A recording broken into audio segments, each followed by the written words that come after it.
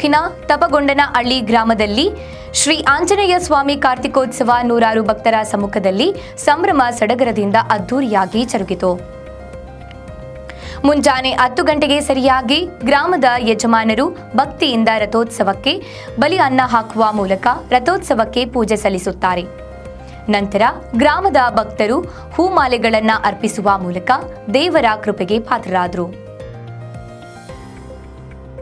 ಹುಗೆ ಉಗೆ ಎನ್ನುತ್ತಾ ರಥೋತ್ಸವಕ್ಕೆ ಕೈ ಹಾಕಿದ ಭಕ್ತಾದಿಗಳು ಸುಮಾರು ದೂರದವರೆಗೆ ರಥವನ್ನ ಎಳೆದು ಪುನೀತರಾಗುತ್ತಾರೆ.